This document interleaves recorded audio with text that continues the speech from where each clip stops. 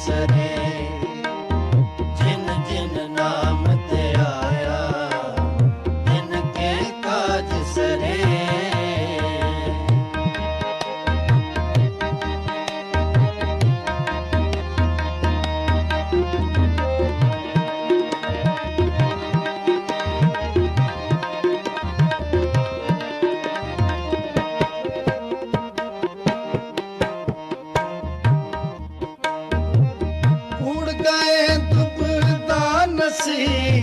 पूरण सच बने,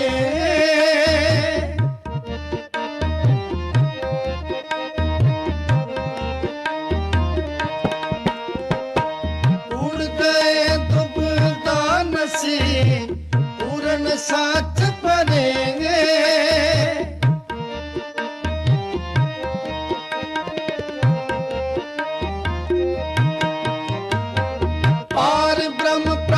से वंदे मन अंदर एक तरे,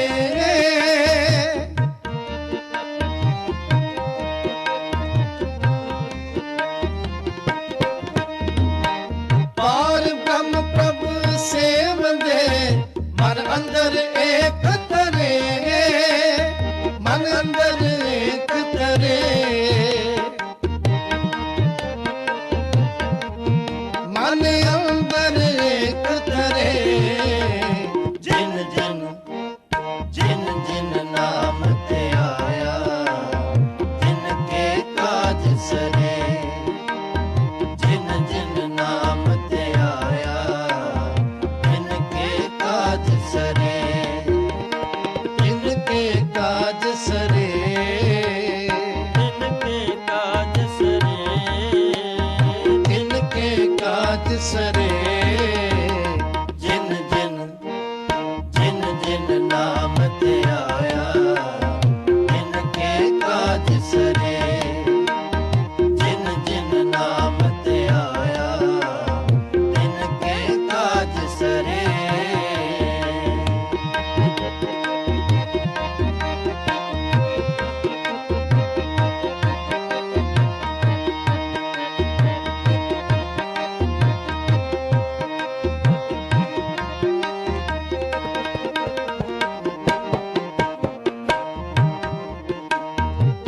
महादिवस मूर्त भले जिसको नदर करे,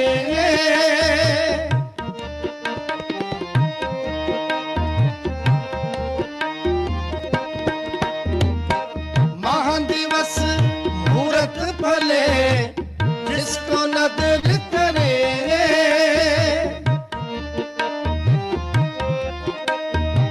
नानक मंगे तरसदान कृपा करो घरे,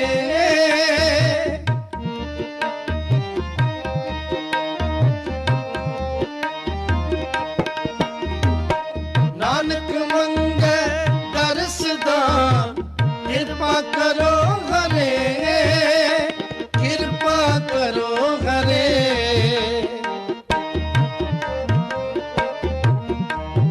कृपा करो घरे।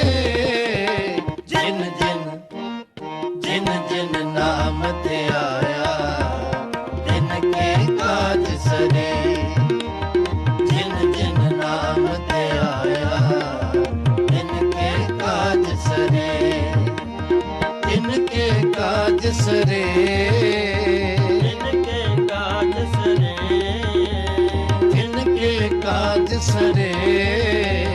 जिन जिन नाम ते आया तिनके काज सरे, जिन जिन नाम ते आया तिनके काज सरे।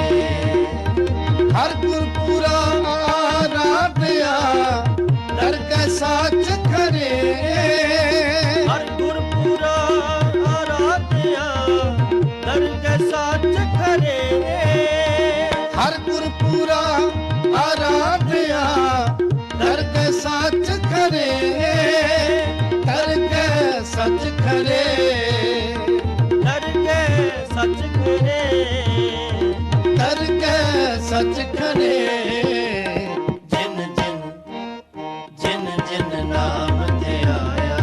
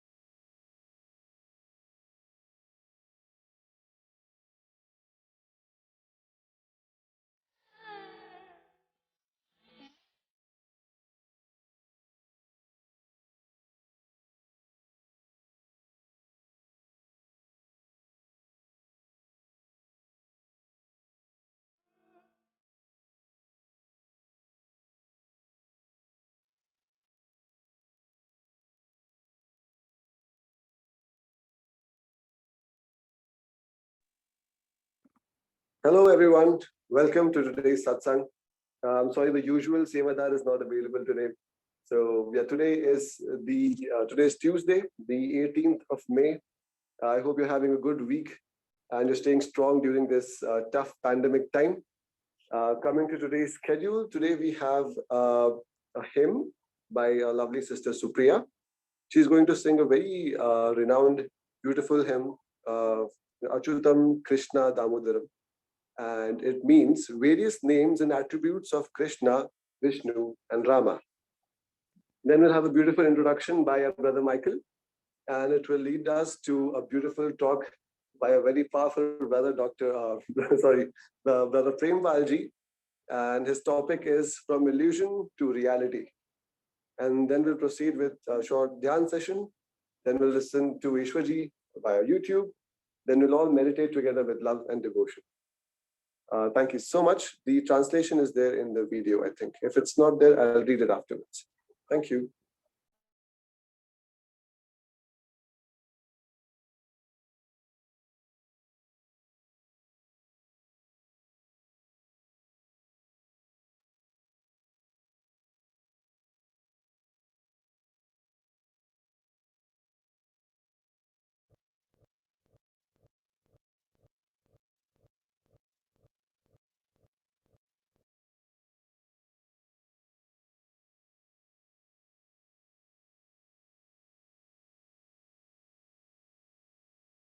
अच्युतं केशवं कृष्णदामोदरं रामनारायण जानकीवल्लभम् अच्युतं केशवं कृष्णदामोदरं रामनारायण जानकीवल्लभम् कौन कहता है भगवान आते नहीं कौन कहता है भगवान आते नहीं तुम मीरा के जैसे बुलाते नहीं तुम मीरा के जैसे बुलाते नहीं अच्युतं केशवं कृष्णदामोदरं रामनारायण जानकीवल्लभम् कौन कहता है भगवान खाते नहीं कौन कहता है भगवान खाते नहीं तुम बेर शबरी की तरह खिलाते नहीं तुम बेर शबरी की तरह खिलाते नहीं अच्युतं केशवं कृष्णदामोदरं Ramnarayan जानकीवल्लभम्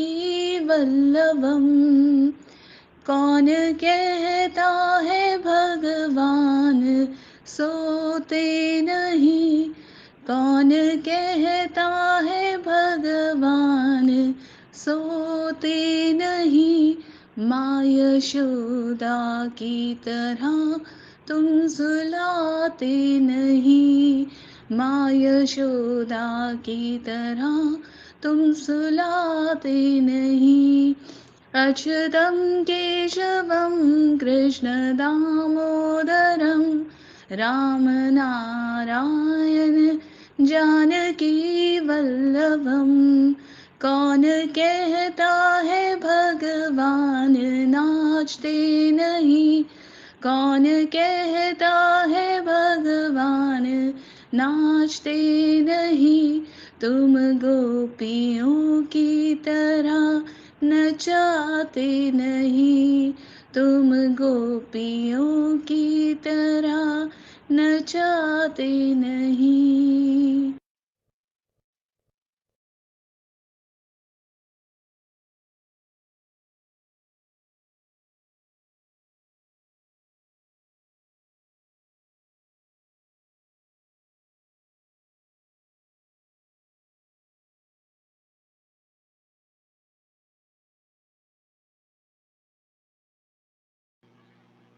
God morning, everyone, my beautiful holy family, my family of the perfect master, my family of love, my family of the kingdom of God. Welcome to our holy dance, our daily holy dance, where every day we sit all together. We sit all together with our head bowed down, like the Shabd that Anup chose for us, that those who put their head at the feet of the Master, all their affairs are resolved. What does it mean to put our head at the feet of the Master? That means to surrender, to bow down, and to know, to recognize and realize that we're only a drop and He's the ocean, and to allow the ocean to bring the blessings, to allow the ocean to flood us with His blessings. That's why we all keep our head on the feet of the Master. We put our ego down. We pray that our ego goes down. We beseech the Master every day that we are nothing. We are just gathering in your name. We are gathering in your name, in your love, in your kingdom, in your God. Please bless us. And in this way, our cup gets full. Our cup gets full when we keep our head down. And this is my prayer every day to the Master, that I don't know, you gave me the seva. I don't know what to say. I am really nothing. I am really nothing. I don't know what to say. Please, please bless me with some words. Bless me, talk through me, use me, put my ego down. I am nothing. Please put my ego down and use my tongue. And he does every day since we started this 480 satsangs ago or something like that. Every day this anxiety comes, but I have this prayer. I have this prayer. And then Master comes, and whatever he wants to say, he uses us. He uses us. And the most beautiful thing about is that whatever has to be said is only allowed by the Master. And if the mind tries to interfere and says something, then there is amnesia. He puts amnesia there, and he makes us forget what the mind wanted to say. That's the most beautiful thing. Supriya, your beautiful Shabd, my dear holy sister, so beautiful.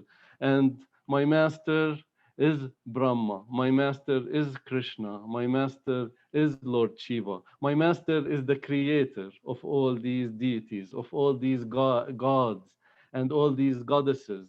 And he is the creator of all. As I only bow my head to the highest, to the highest. And what is the highest? The highest is my deep, deep core, my deep, deep divinity inside of me, my deep, deep divinity inside of me, where this whole show was created, where this whole show was created, where the three worlds were created, where the deities were created and given responsibilities to manage, to sustain, to create, and to destroy the worlds. All these responsibilities, all these deities have sprouted from the source of source, from the heart of hearts, from the one who created it all, from Satpurush, from Satpurush, though all this creation has sprouted. So who is our highest guru? Who is our highest guru? Our highest guru is our inner self. And our inner self, that highest guru inside of us, once we are seekers after truth, once we come to the path of truth, then the path of truth becomes a perfection. It becomes a perfect path where life becomes our guru, and whoever outside guru is manifested in our life, that is due to our inner self. Our inner self manifests the guru that is good for us at the time. So path is the path of perfection. There is no wrong when we are on the path of God. As He puts us, we are just puppets in the hand of the divine, and He puts us where we need to be, where we need to be. And if He sometimes He puts us in the wrong place at the wrong with the wrong guru, just to show us that this is not the way, this is not the way, this is not for you. As each person, each guru, or each master can give only what he has. But if he has nothing to give us, or if our soul has went beyond that guru or beyond that master, went deeper in love, deeper in consciousness, deeper in awareness than that what that person has to offer, then our inner self will not allow us to stay there even for one moment. If there is no honey, the bees don't come. And this is the same thing with the teachers and the gurus that appear in our life. If they have nothing to give, if they have nothing to give, if they cannot fill your cup of nectar, then your soul that is part of the essence of God, that is connected to the divinity within, that is part of the ocean, that is part of the comprehensiveness of God, will let you know that I cannot stay here even for one moment. This lesson of life happened to me in my spiritual development. As when my master Santakar Singh left the body, I went to the wrong places. I put my head on the feet of the wrong gurus who who could not give me anything, and the inner self made sure that I do not stay there. I remember one of those gurus, they said, tonight we're all going up. And what happened, they put their attendants put something in our drink like marijuana or something, in order to make us think that we are high on God, but what happened, the inner self made them put an overdose, and we all got sick. And then directly it was shown, the inner self showed that what was outside was not for you, that you cannot stay there, that this is not what God has meant for me. Why? Because my soul was still searching for more than that level, more what that person or that guru could give me. And and that guru probably will have to be reborn again for sure and meet a perfect master. So our inner self manifests the guru that is needed at the time.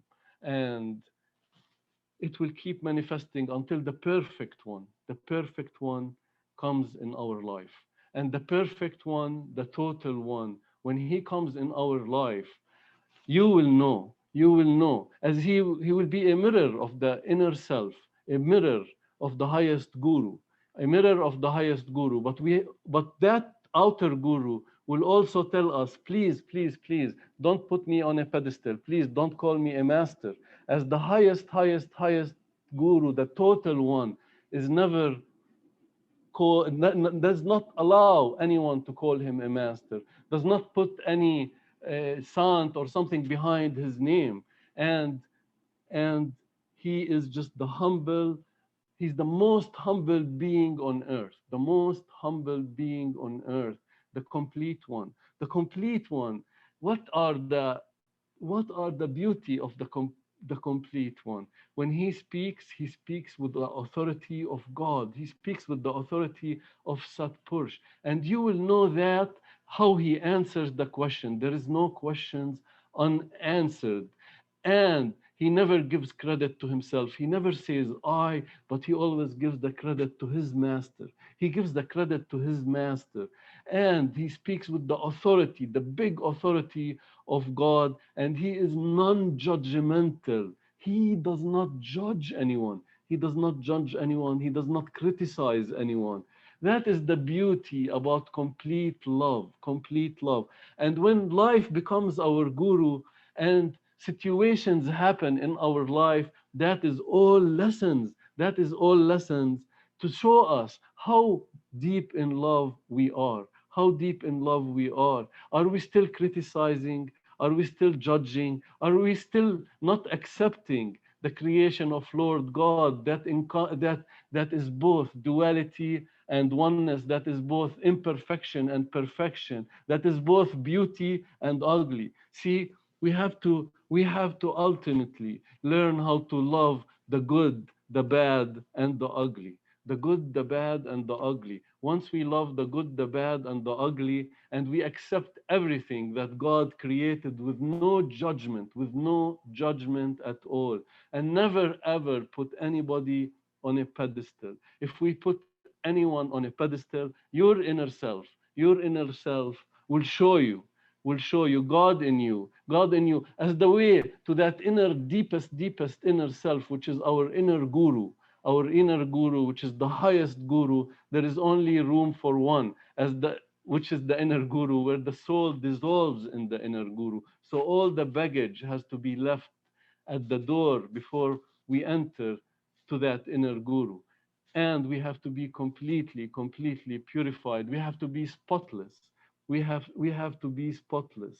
And in order for that to happen, we have to go through the purifying and the lessons of life, through the fires of purification, through where the washerman, our inner guru, the true guru, which is reflected in the outer perfect one, starts to wash us, starts to really scrub us from all that is unnecessary baggage, from all the unnecessary baggage. All the unnecessary baggage has to leave us, and we can only enter with nothing. Once we become nothing and total nothingness, then the doorway to that one, that most beautiful one, opens up. And on this path of perfection, on this path of love, the journey, the journey is just a lesson after a lesson after a lesson.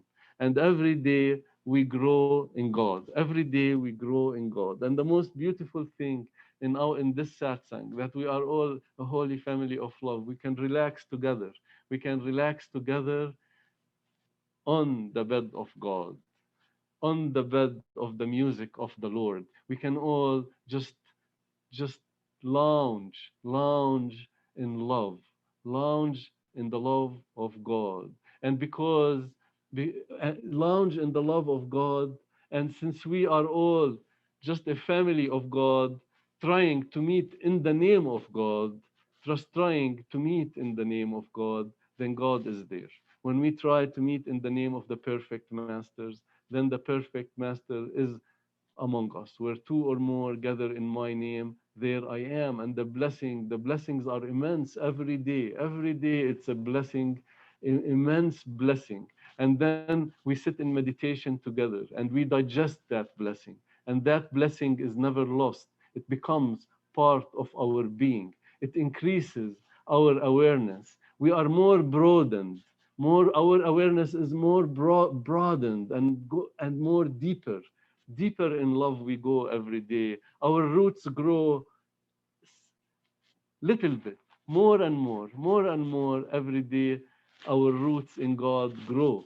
Our roots in God grow until at some point those roots are gonna just go deep into divinity and suck divinity, and what is the inside, what is deep inside of us will come to the surface. God hidden inside our heart of hearts, inside of us, will show himself, as this body is the temple of God.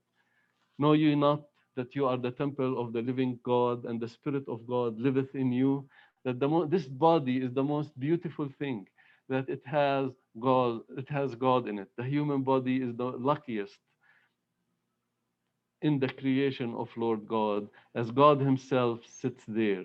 So there is the outside and the inside. There is perfection and there is imperfection. And all what we have to do is just go within. Go within. Learn how to die so you can begin to live. Learn how to die so you can begin to live. Once we learn how to die and we start to tap into the beyond, then this path becomes a reality. 1 ounce of practice is worth tons of theory. So we learn. When we start to learn how to die, when by the grace of the Master, and we are pulled within, and we have an experience from within, then it gives us faith. It gives us trust that there is something really inside of us, that it is not like religions. It is not like the religions we read. and we did not experience anything. It is not blind faith, that there is something inside of us. Once we have that experience of that divinity inside of us, just like you put a spoon of yogurt in a bucket of milk, then slowly that milk will start to change into yogurt. One experience of divinity given by the perfect master, gracing our soul, that's it. Then our whole being changes from darkness into light, from darkness into light. And that light comes slowly, just like when the sun dawns, the light comes slowly, slowly, and then it becomes more and more and more and more. In the middle of the day, it's in full radiance. The sun is in full radiance. And this is the path of spirituality. In the beginning, the light is little. We learn more and more. And then we keep going deeper and deeper and deeper into God. And the light increases and increases and increases. And by His grace, by His will, at the right time, at the right moment, He will open the floodgates. He will open those floodgates when He sees that it is the time. Every soul has a time when the floodgates open. When those floodgates open, then life on the inside becomes beautiful, and on the outside, it will be just God and the kingdom of God. As when we are blessed from within by the Shabd Guru, by the holy light, by the holy sound, that does not just stay inside of us, then it will help us in the world of illusion. In this world of Maya, in this world of illusion, where there is only despair, there is only wars, and now the wars are happening in my country. A few years ago, I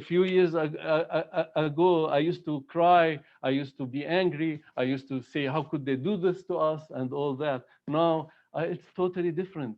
Master has changed my perspective. It is all his show. He is saying to me that be a silent spectator. Be a silent spectator. Look at all the happenings as they come. Whatever comes also must go. And this is all it's all a show. It's all a movie being played by God. And it is all the law of karma manifesting itself. Those people, whoever is losing his house, have caused somebody to lose their house in the past life. That the whole show is just the law of karma. And what all I have to do now is just be a silent spectator and hold the hand of Master. Hold the hand of Master, be a silent spectator. I remember in 2002 or 2003, there was a big invasion. It happened in my city. And I was, at that time, I was in Oregon. I was doing a retreat in Sant ashram. And the invasion happened.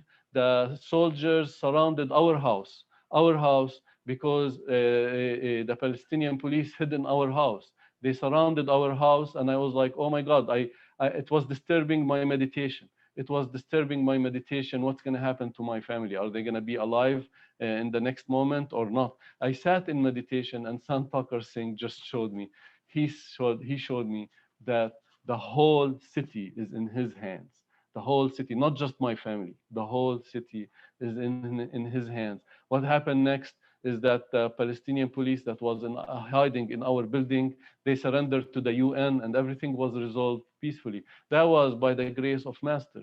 By the grace of Master. We have nothing to worry about when we have Master in our life. As He is the King of Kings, He is the highest power. He is the highest power. He controls our life from A to Z. There is no moment that is not under His control. When we have the King of Kings in our life, we have no worries. Those who surrender to the King of Kings, who put their head on the feet of the King of Kings, what happens? Their affairs, just like what Anup put in the Shabd, their affairs are all resolved. Their affairs are resolved. He takes care. He takes care, and He fortifies us. He fortifies us. He changes our outlook on life. That is the most important thing about this path, that our outlook on life changes. We start to see things not with our own eyes, but with the eyes of the beautiful one, with the eyes of the gorgeous one, with the eyes of our Holy Father, our Holy Mother, our Holy Master. With those eyes, we see the show. Once we see with his eyes, then we are in comfort. Then we are relaxed. Then we are just enjoying. Enjoying. Whatever happens outside could be a war or could be a peaceful time. We know that Master is with us. We know that he is arranging our life. We have developed that trust, and that trust does not come from the first day of initiation. That trust comes after practice. Practice makes perfect. Once we start to live in the commandments of the Master, once we start to add meditation on our daily life with regularity, never letting it stop. That's the most important thing, that regularity. Never stop eating, because if you stop eating, you might die. But this is the same thing with spirituality. Never stop feeding your soul. Never stop feeding your soul, even in the moments that you think you are away from the Master because of some karma that you had to go through, some sin or whatever it is, and you think oh my God, what is man? No, no, the perfect one has no judgment. The perfect one forgives. The perfect one always has his arms open, saying, come to me, come to me, come to me, O you weary and heavy laden. I will give you rest. I will give you peace. There will be no more tears, no more tears, no more tears. This is the words of Jesus Christ. It has been put in the in the Holy Bible. It is the words of all the saints and masters. Come to me, O you weary and heavy laden. I will give you rest. I will give you peace. And this is the truth, that we will start to experience this peace. We will start to live in the peace, and we will be always smiling in God. The situation of this world will not affect us. The turbulations will not affect us. The illusion of this world will not affect us. Why? Because we have our roots deep into reality. We have our roots deep into God. We have our roots deep into truth. Once there is truth, duality goes away. Once there is truth, darkness goes away. Once there is truth, then fearlessness is there, patience is there, perseverance is there. All the cardinal virtues just sprout out of us automatically. So this path is not just about the inner experience. It's not about the inner experience. The inner experience, Master will give it to us at some point when we meditate. But even if we meditate and we're not getting inner experience, know for sure that if you are just meditating, if you are thinking of Master, if you are attending satsang, then make it is for sure that you are progressing. And that progress will show in our daily life. It will show in our daily life how we are just a peaceful, smiling being. A peaceful, smiling being, because Master is with us.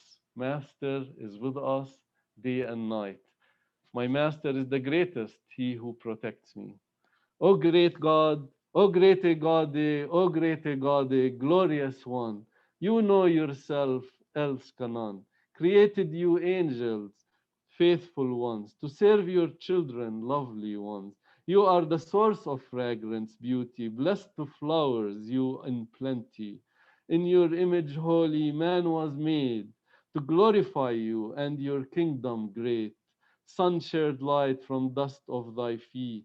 If you bless me, will I find peace? Merciful one, forgiveful one, my Lord blesses everyone. Fruitful tree or thorny bush, good or bad, embraces everyone. Why worry? Suffer, O dear one. Inside you, Savior, real one. He is creator, also sustainer, has soft heart for everyone. Learn to repose all your efforts in Him, doer, eternal one. Wow.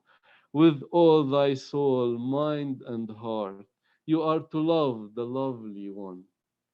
He is perfect beyond and beyond, having full control on everyone, everything. In your mercy, O merciful one, for sure can enjoy the sinful one. Wow, this poem is from my Holy Father, Sant Singh. I'm eternally in gratitude to my Holy Father.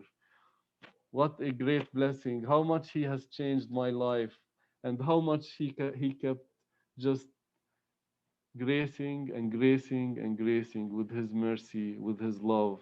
And it is because of His love that I met Ishwar Puri Ji, and I could expand more into awareness. That is the most beautiful thing. That is the most beautiful thing.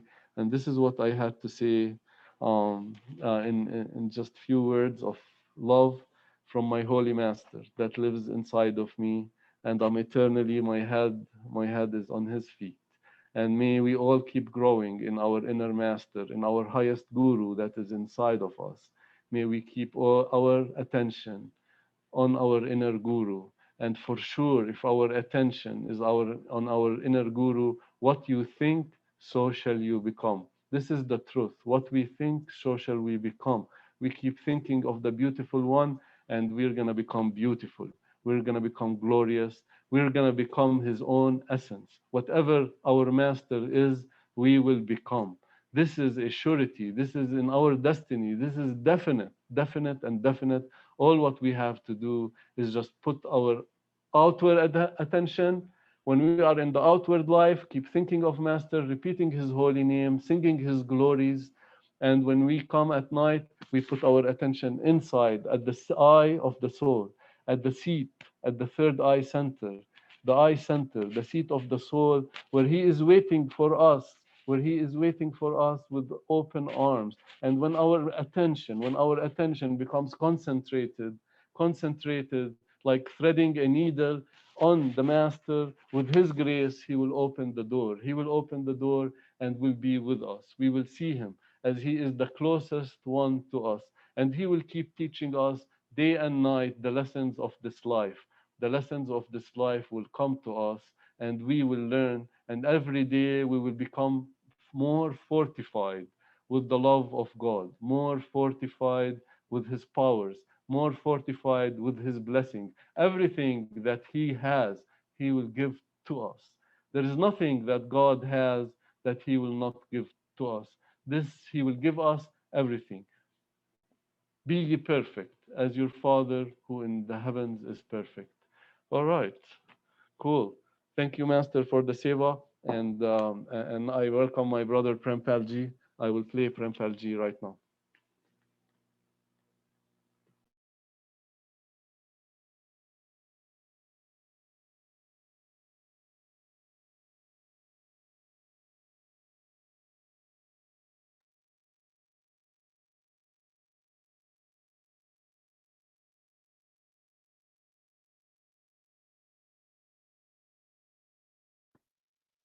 Radha Swami, everyone. My today's topic is from illusion to reality, or from dream to a reality, or in Punjabi I will say ਮਨ ਔਰ ਮਾਇਆ ਦੇ ਦਾਇਰੇ ਤੋਂ ਪਾਰ ਜਾ ਕੇ ਆਪਣੇ ਆਪ ਦੀ ਪਹਿਚਾਨ ਕਰਨਾ, ਆਪਣੇ ਆਪ ਦੀ ਪਹਿਚਾਨ ਕਰਨਾ. Last time I had a chance to deliver a satsang, and in that satsang I made it clear about the game or show or leela that is going on in time and space, and who created all these things, and how this game is going on, and we are a part of that game or a show. We are a character in that show. We are a character in that show. Even this show is unreal, not real, but still we are stuck in this show as a character. Sometimes you come here as a dad, as a son, as a brother, as a sister, as a friend, whatever, that's our role in this show. But the soul is not a character that show is going on in time and space. Soul is not a character of that show that is created by Maya, or that is created by Naranjan. Soul is not a character of that show that's going on in time and space. Soul belongs to absolute Vaheguru or Paramatma. But soul is trapped in physical act and cause. That's why we are experiencing everything. But soul was with God even before everything was created. Whatever we see here is nothing but illusion, dream, or Maya. What is Maya? Anything that will keep changing is Maya or illusion. Anything that is not stable is Maya or illusion. Anything that you will attached with and you will forget about your reality or self-realization is Maya, illusion, or dream. Or dream. All the saints who experienced everything, who reached satsang, who do have a direct knowledge of that, the higher self, they gave us all kind of Vani, so we can understand what our reality is, so we can understand what is real and what is not real, so we can go back home where we came from. But living at a physical level, we win here in this physical universe so many yugas of millions of years that we've forgotten the reality, that who we are. We think this is everything. While all the saints been telling us this is not truth. As Guru Tegh Bahadur Ji says, जग रचना सब झूठ है जान रहे रे मीत कहे नानक थिर ना रहे ज्यों पालू की पीत. Ninth Guru, Guru Tegh Bahadur Ji says, all this creation you see, jag rachna sab jhoot is illusion, mithya, maya, jaan leo re meet, my dear, please. I'm telling you the truth, try to understand it. Kahe nanak thir na rahe, jyon balu ki peet, balu means sand.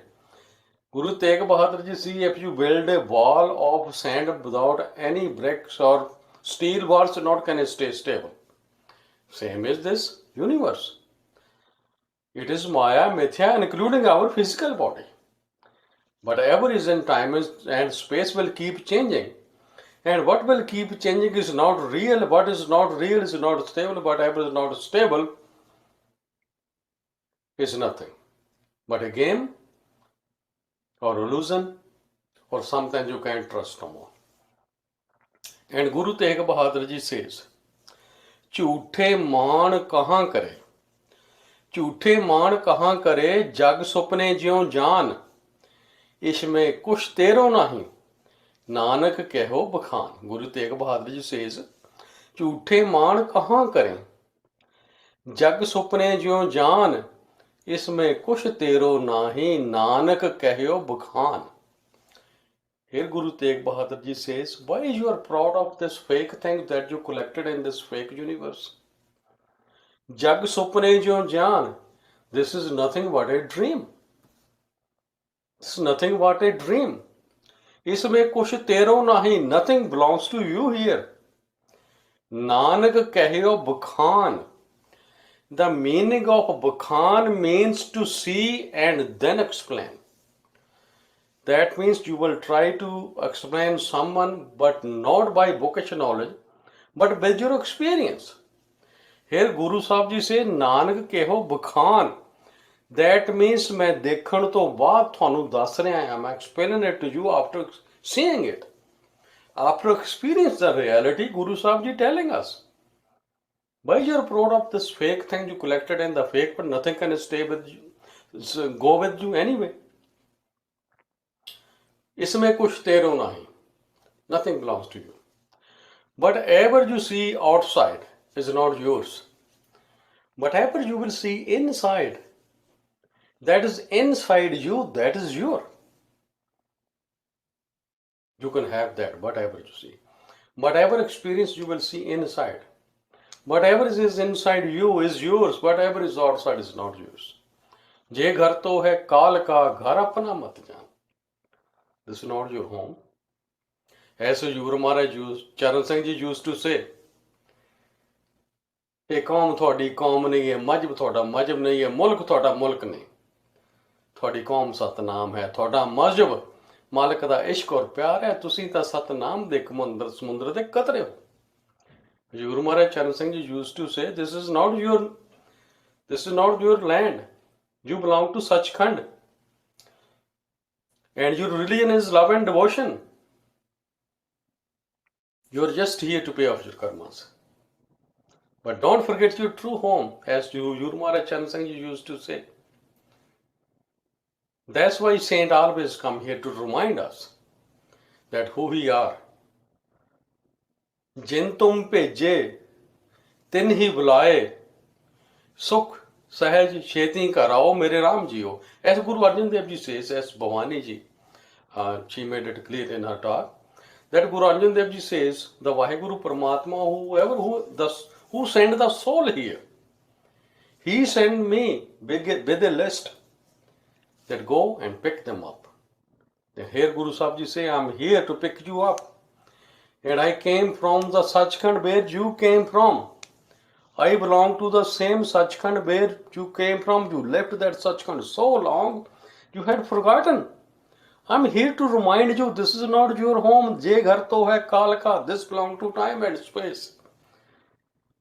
Guru Sahib Ji say this belongs to time and space. Let's go to your real home that belongs to you. But we are stuck in illusion. Maya. Maya. Then what happened? How we got stuck? When we left the Sachkhand, came to Sohang Desh and all that, as already explained in my other satsang. At a physical level, in a physical body, physical reality seems real. At physical level, then what happened? We came here, what happened to us? Guru Arjan Dev Ji says, nano नींद पर दृष्ट विकार, servant सोए सुन निंद विचार, रसना सोई लोभ मीठे साध, मन सोया माया विस्माद. Guru Arjan Dev Ji says, what happened to us? When you came here, you forgot everything. Nano नींद पर दृष्ट विकार, सर्वन सोए सुन निंद विचार. We got into sleep, into dream. And our eyes, who were supposed to see inside, here Guru Sahib is referring to third eye. That we got trapped with two physical eyes, but we lost about that we do have a third eye that can see inside. These two physical eyes are for outside experience. The thing is, these two physical eyes are keeping us outside 24/7, who don't even think about another eye that we have. That is the third eye. That's what Guru Sahib Ji says. Sarvan soy sunananda vichar. Our ears are supposed to hear the sound current, but these ears, they are listening to the outside music instead of inside music. Rasana soy lobe meet sad.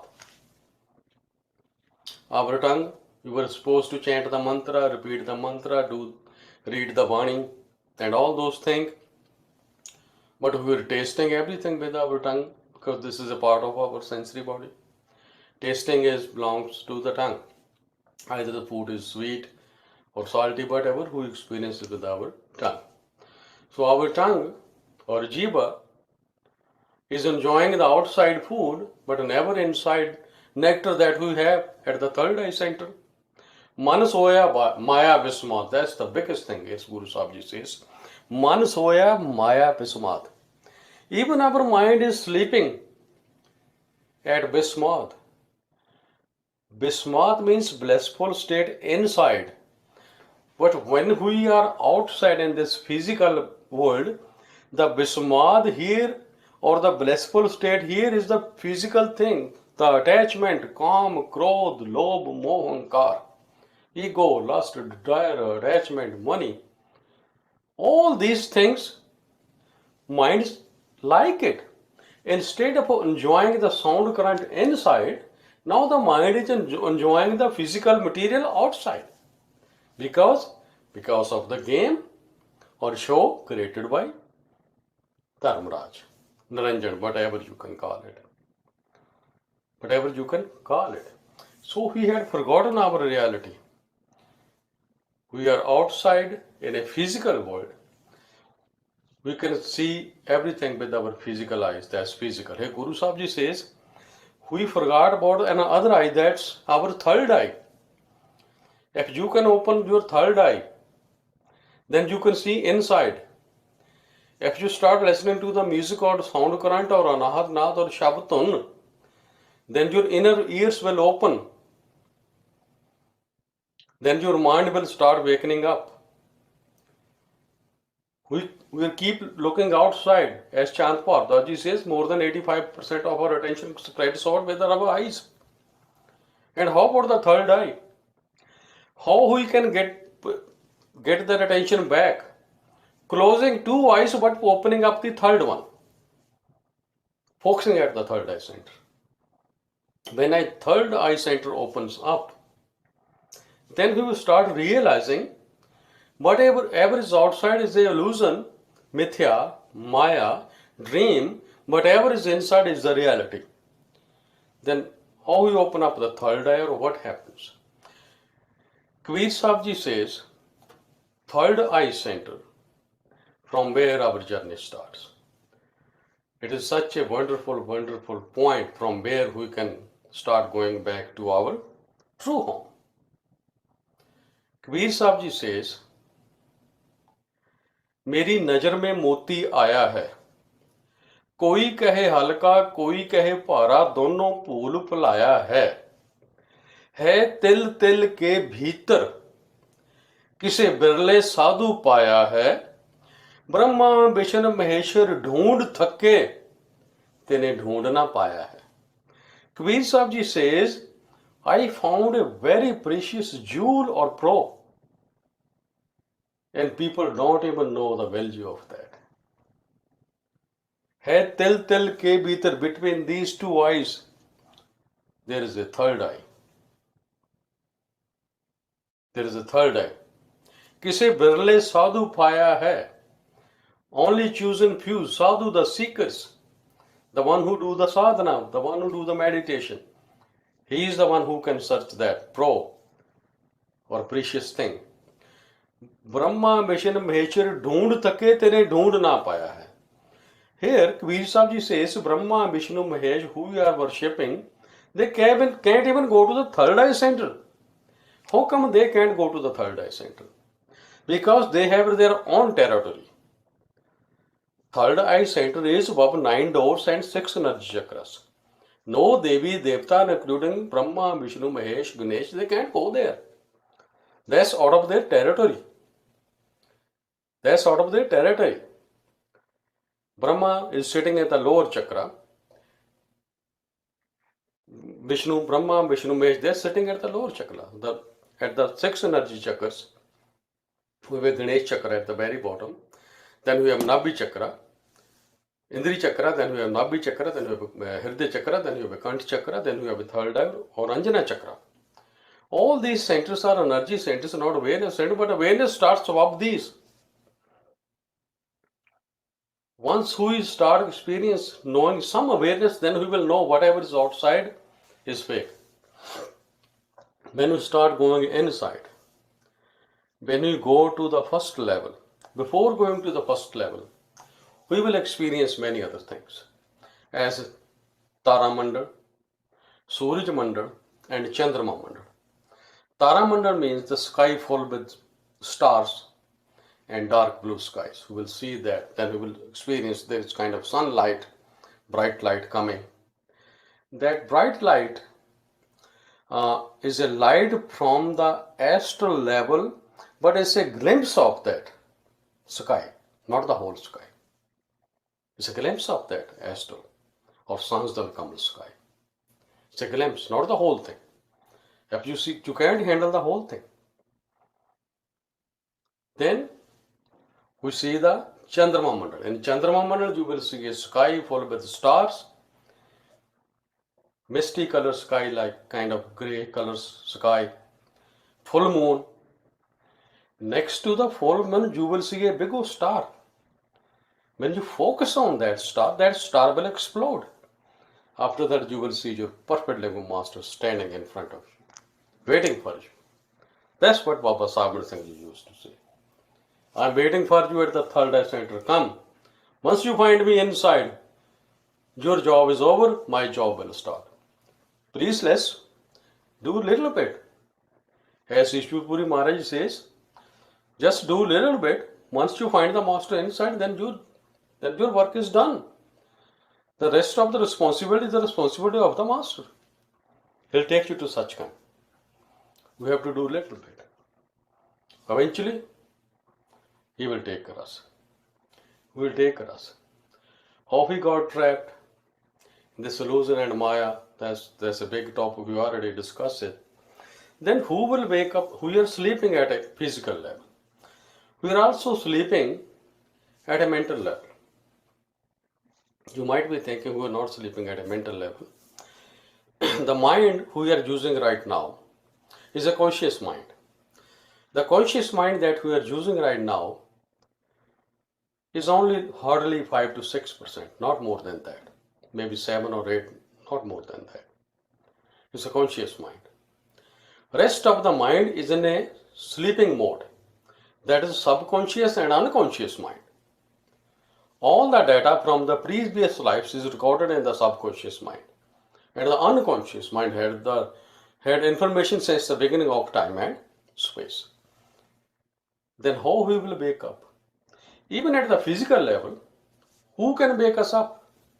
If you are sleeping and person next to you is also sleeping and snoring, then who will wake you up? No one. Person who is not sleeping will wake you up at the physical level. Then you will wake up. The person who is at a wakeful state at the sub-astral, astral and causal and beyond time and space can wake you up at these levels. And the perfect Lego master who is always at a wakeful state 24/7, who reached the Sachkhand, he will wake you up. But the awakening does not start immediately. It takes time. As Mohanji said in his beautiful satsang, it takes time, but your love and devotion will help. Then who can help? Who can wake us up? How to wake up? Physically, someone who's physically awake can wake us up, like we always wake up our kids and babies when they're sleeping. But we are sleeping at the level of the mind. Then who will wake us up? Our subconscious and unconscious mind is at the sleeping mode or sleeping. Who will wake us up? Who already waken up his mind. In other words, I will say who already reached the astral and causal. Who already reached the universal mind. He is the one who can help us to how to wake up the mind. He can help us. Then he will give us the initiation. Then how the mind will wake up? To understand the reality. To understand the reality, how the mind will wake up. If a person is sleeping on a bed, even if you go and stand right in the back of his head or near his feet, he won't wake up. But if you make some sort of a noise, he will wake up. And what kind of noise or sound mind need to wake up? The Shabd or Naam. As Swamiji Maharaj Ji says, कोट जतन से जे नहीं माने धुन सुनकर मन समझाई है. As Bani of Shri Guru Granth Sahib Ji says, how to wake up the mind? Guru Sahib Ji say, my mind was sleeping, eventually it waked up, but how it did? Simar simar gur satgur apna, soa man jaag aaye. Guru Sahib Ji says, after Simran means remembering my master, contemplating and all those things. Simar simar gur satgur apna, soa man jaag aaye. Guru Sahib Ji says, After repeating the Shabd, Nam, contemplating and remembering of my master, the mind that was sleeping, that means the subconscious mind and unconscious mind, it woke up, so man jag aaye. Then he will wake up at mental level. When you wake up at our mind level or mental level, we will experience or we will feel, oh my God, the physical thing is nothing but a dream. Physical is not a real, but astral is real.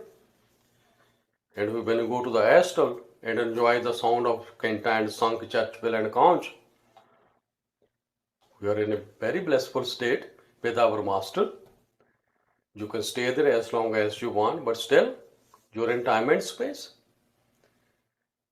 When you get there, you feel like this is Sachkhand, that's it. That's it. Many yogis can't even make up to there. If any saint make up to there, Swamiji Maharaj or Baba Saban Singh used to call there two different kind of saints. Drzate Ulvi and Sifli. Some of the saints make only up to Sahasdar Kamal or astral area, they are also saints. And some of them also make us to the universal mind, they are also saint, Sant. But the one who made to such kind is known as Param Sant, not just Sant. Param Sant, perfect living master, not just master, perfect living master. And what is the difference between perfect living master and Vaheguru Paramatma? Nothing. Sat Purush Jin Janya, Satgur Tiska Naum. Those who finally got self-realization, they realized there's no difference between God and a perfect living master. Sat Purush Jin Janya, Satgur Tiska Naum. If you want to know who's Guru, who's Master, who's Vaheguru, your Master is. If your Master is perfect living master, had made up to Sachkhand and gone beyond Lakh Ragam and Nanami, then he is everything for you. He is everything for you. Who will wake us up? Satguru. Why? Because he is at the wakeful state. Ikko Satgur Jagda, Baki Jag Sutta Moh Pyar. Master is here to remind us, wake up, get up. Your dream should be over now. You slept enough from many yugas. Time to wake up. Who will wake us up? Ikko Satgur Jagda, Baki Jag Sutta Moh Pyar. Bani of Guru Granth Sahib Ji says, only Master is at the wakeful state, everybody else is sleeping. At the physical level, at the mental level, whatever. Master is always at the wakeful state. At the physical level, Master come here at a physical form, so we can understand him. Once we follow him, then we will realize, yes, this universe, this physical universe is not a reality. It is a dream. Then what is the difference between, what is dream? Dream is when we go to sleep, then we experience a dream. And when we are sleeping and experiencing in that dream looks so real. And we never say in a dream that I am having a dream. You're just enjoying it. You think this is reality. But when you wake up, then you will realize, oh, this was just a dream. This was just a dream. This world is also a dream or illusion or maya. What is the difference between the dream that we experience while sleeping or the dream that we are experiencing right now in a physical form with open eyes? What is the difference? When we go to sleep, we experience a dream. That dream could be 1 hour long, could be 30-40 hours long, 30-40 minutes long. When we wake up, then we will realize this was just a dream. And how about the dream that we experience in this physical level with the physical body? The only difference is this physical body is experiencing a dream of this physical universe with open eyes. That is the only difference. When we experience a dream while we are sleeping, our eyes are closed, and we experience that dream with our sensory body. And outside, in a physical form, the dream that we are experiencing right now is with the physical body and open eyes. And this dream could be 60, 70, 80, 100 year old long, but not more than 128. It depends on your longevity, how bigger lifetime you have. If you are 100 year old, you can experience this physical dream with physical body and open eyes for 100 years.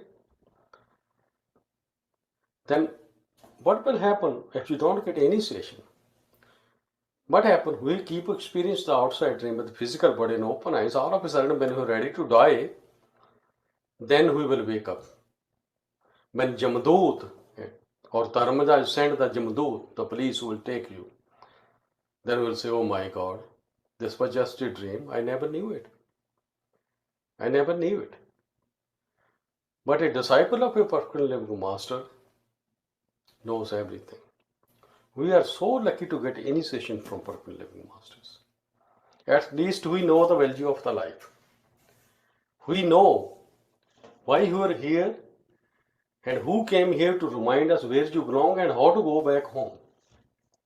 All of us will go in this physical form, in this physical life, after this physical life is over. As Neilji said, we are all such contained. Absolutely. Yes, we are. Only couple of things that we have to remember. The worst part that can keep you here is the attachment. Attachment. If you start cutting a big old tree, you have to dig the roots, cut the roots. If you just cut the tree from the top, it will stay here. If you start digging the roots and cutting the roots, even if there is a small little root, even as thick as the size of your finger, the tree still won't fall. That small little root, the size of your finger can keep that tree standing, holding. And if you cut that root, then the tree will fall. Even you detached from everything. If something is still stuck somewhere in your mind, in your dreams, if something is still stuck in your mind, that desire will pull you back again. Pull you back again. I know the master can do that at the higher levels. Hazur Maharaj Baba Saban Singh Ji used to say, if you have some enemies or someone you don't like, and you feel like to take a revenge from him, if you can't do it in this life, you have to come back again next life to do it, and that person also has to come back again. The theory of karma, the law of karma is such a complicated. That law of karma or theory of karma, there's a perfect justice will keep pulling us back to this universe. To this universe. Just remember, this is Maya, Mithya, dream. Not real. Reality is inside. Reality is inside. This rachana or this creation is just like a washable marker. You write something on the board, then you can wipe it out. That's what it is. It's not a permanent marker. Permanent marker is a shabd or naam that's given to you by a perfect living master that will stay with you forever. Forever. Whatever is in time and space is not yours. Whatever is inside you is yours. The master will help you. Master will help you and take you back home. Only if you want to go back home. Only if you want to go back home. Don't get attached here with anything. What is here anyway? What is here anyway? And who's happy here anyway? Everybody is leaving. You are here to collect something. As a human being, the purpose of the life is not to collect the wealth outside. The purpose of the life is to go back home to get self-realization, especially the human life. As Guru Arjan Dev Ji Maharaj says, जिस वस्तु को लैन तू आयो राम नाम संतन कर पायो. Guru Arjan Dev Ji Maharaj says, you are here to collect something special. Ram Naam Santan kar payo. You are here to get self-realization, and it could only be done if you go to the personal ego master. He will tell you how to do it. He will initiate you. He will initiate you. As Guru Maharaj Charan Singh Ji used to say, we enjoyed everything in the other forms. Even the animal, they do have kids. Even the animal do have grandkids, of course they do. We have enjoyed food and all those things in other forms. And what is the speciality of a human life? That we can get enlightenment. We can get enlightenment. We can wake up from that dream. We can wake up that from dream. And Saint Ravi Das Ji wrote a very beautiful verses about that, for the dreaming. And Saint Ravi Das Ji says, क्या तू सोया जाग ऐना ए जीवन जग सत कर जाना जन्म सरानो पंथ ना सवारा सांझ पड़ी तो दिस अंधियारा कहे रविदास निदान दीवाने चेतस नाही दुनिया फन खाने. Saint Ravidas Ji says, क्या तू सोया जाग ऐना. Do meditation and your mind is sleeping, the subconscious and unconscious mind. Try to wake up that mind. Try to go inside mind. Try to go. Your mind will help you as a friend. Don't try to fight with your mind.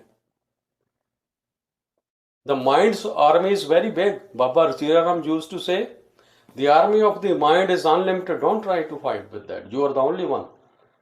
You can't say, even Kabir Sahib Ji says, I decided to fight with my mind. When I saw the army of my mind, then I went to my master and asked him, Master, what can I do? I'm by myself. And my mind has such a big army with all kind of weapons. How I win that mind? The master said, very easy. Then Kabir Sahib Ji say, how I can win the mind? He has such a army, all kind of dangerous weapon. How could I win? Kabir Sahib Ji say, Master told me, Kabir is very simple. You don't have to fight and win the mind. He said, what I do? He said, just become friend with the mind. Just become friend with the mind. Very simple. And when mind becomes your friend, the mind will take you in the higher realms. Mind will take you in the higher realms. Here Saint Ravidas Ji says, Kya tu sove jag Anna. Don't be innocent. Wake up, do meditation, try to wake up your mind. Who's your best friend in reality? Because it's given to us as a tool, as a helper. जाग आना क्या तू सोया जाग आना ए जीवन जग सत कर जाना. Your life and this physical universe is not reality. You think it is real, but it's not. क्या तू सोया जाग आना ए जीवन जग सत कर जाना जन्म सरानो पंथ ना सुबारा. Your time is almost up. You haven't started doing the light and sound meditation. सांझ पड़ी तो दिसे अंधियारा. After sunset, you won't be able to see anything. At the time of the death, you won't see any light or won't see any master who will take you unless you do these things while you're in a physical form. Once you get initiation from a master sees you in, you will see your master inside. He will be there at the time of the death to pick you up. In reality, master might let you know maybe in advance, 1 month, 10 days, 7 days. I will be here to pick you up. And all the satsangis know it. I have met many satsangis who told me the stories. My dad passed away. That's what happened. That's what happened. And I know. And I know. जन्म सरानो पंथ ना सवारा सांझ पड़ी तो this अंधियारा कहे रविदास निदान दीवाने चेतस नाही दुनिया फन गाने. Don't be innocent. You will be trapped again in time and space. This is the best time for you to wake up. To wake up. Wake up. Get up. This dream should be over. So you can see the reality. You can see the reality. Whatever you see is nothing but a dream. Don't fall in love with this outside dream. Fall in love with your master. And falling in love with your master is not up to us. It's up to him. As Mohanji said, you can't love your master, it's up to him. Master loves us. His unconditional love will pull us. The response to his unconditional love is devotion. That's what we need. Love and devotion. I know many satsangis who are doing meditation 6 to 7 hours a day, again calling me. I am making not progress at all. I'm telling them this is not a wrestling that you can win. This is a path of love and devotion, not a part of how many hours I sit. You can sit for half an hour with love and devotion, and that will help you. You can sit for 6 hours, your mind is running outside, and you're thinking about something else. That's not meditation. As Sai Bulle Shah Ji says, तेरा दिल कलावे मुंडे कुड़ियां तू सजदे करे मसीती. Bulle Shah Ji says, you are going down in a masjid, but inside your mind you are playing with your kids. That is not meditation. That's not meditation. Time to wake up from this. Time to understand. We are all disciples of Perfect Lake Master. So lucky to have Perfect Lake Master. Ishwar Puri Ji Maharaj, Baba Savan Singh Ji, Shant Paul Ji, Guru Mata Ji, Mohan Ji, Baba Savan Singh Ji, Maharaj Chan Singh Ji, Maharaj Jag Singh Ji, Baba Rasila Ram Ji, Baba Mastana Ji, and many others.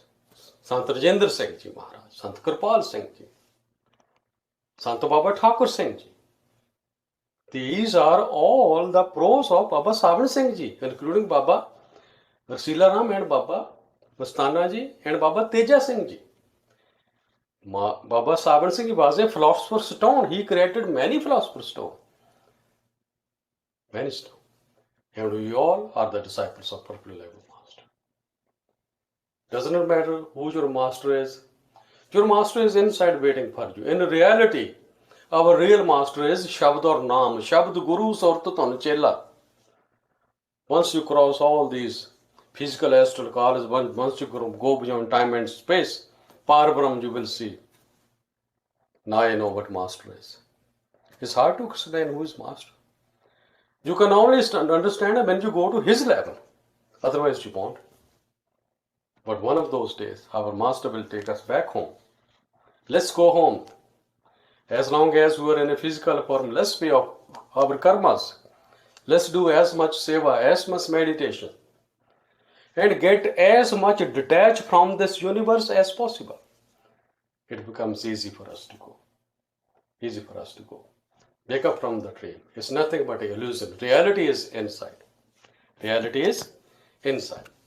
Please accept my seva and forget all my mistakes. It's such a big topic that I can keep talking. It's a very big topic. Thank you. Radha Swami, accept my seva. Thanks.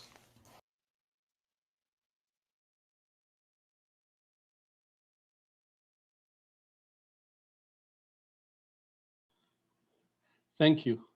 I forgot to tell you, my dear brothers and sisters, an announcement that on Thursday, we're having a guest speaker.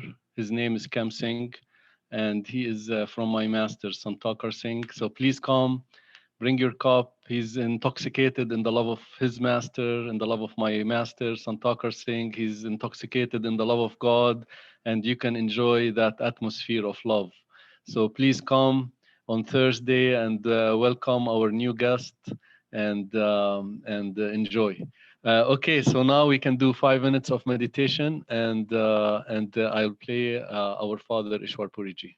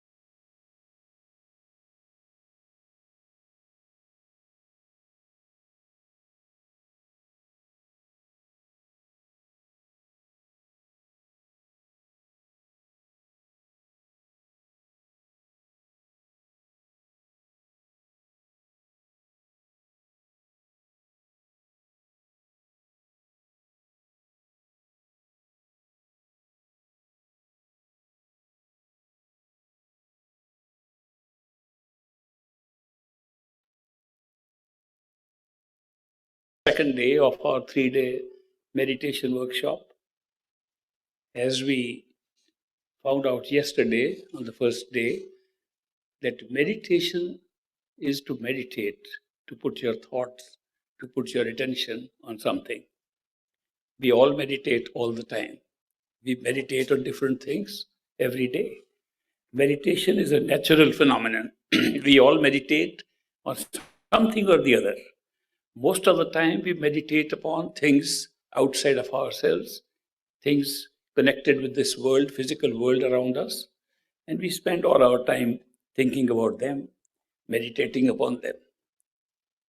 For spiritual growth, for spiritual awareness, we need to meditate upon our inner self, not outer self.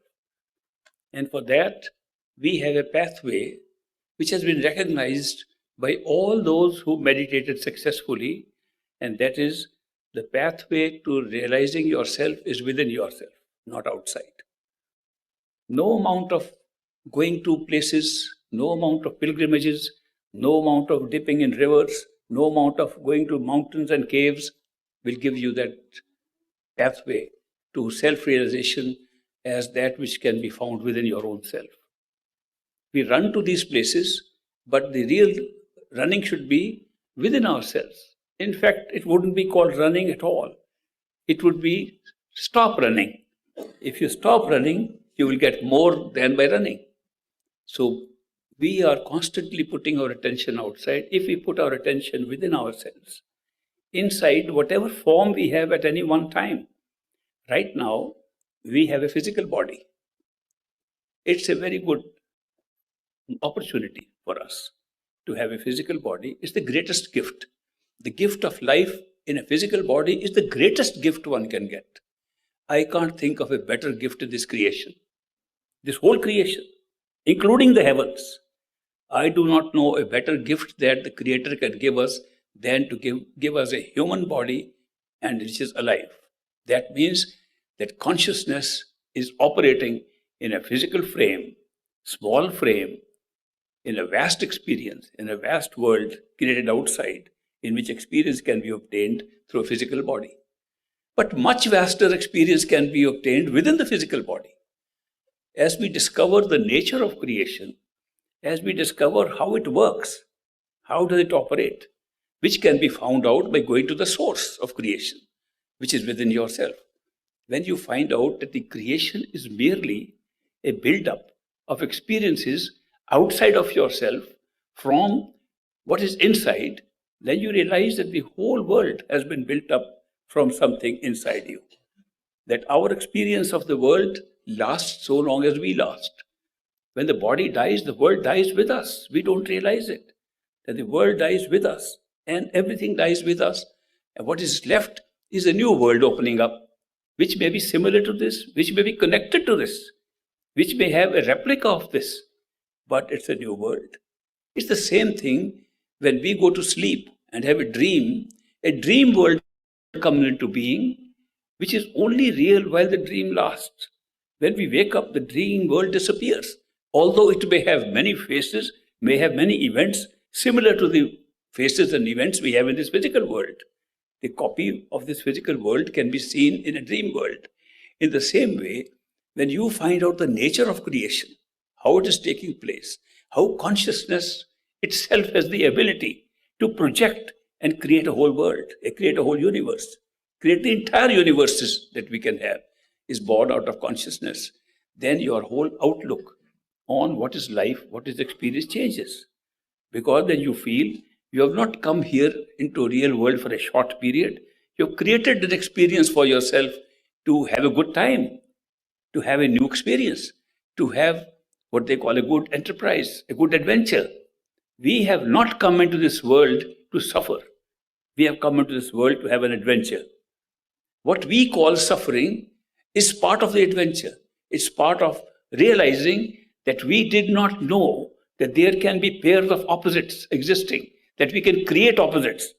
And taking the pairs of opposites together, we can rise above them and awaken to a state with no pairs of opposites and understand how much better we are off when there are no pairs of opposites. In order to appreciate our original state, we create states with so much opposition to each other, with so many pairs of opposites, with so much misery put against happiness, so much suffering put against joy. We create all this in order to appreciate a state of continuous joy, which we would never appreciate if we don't know there is anything opposite to that. So there's a great purpose in creating a world of this kind, and great purpose in having an experience of misery, which leads us to realize that our own state is not that of misery. It has been created to appreciate our own state better. So people ask me, what is the purpose of life? Purpose of life is to discover, to have adventure here, and then to discover what is our true home, where do we belong, and go back there. It's very simple. You go for a ride to an amusement park. You go and have some dangerous rides there. You don't stay there. The ride is over, you come back home. You say it was a great adventure. We enjoyed it. You go on a vacation, you have a great time. You have thrills there. After thrills are over, you come back home. Say, that was a great adventure, but I feel so much better at home. This is the same thing here. That our true home is not where we are right now. This is an external place created for different experiences.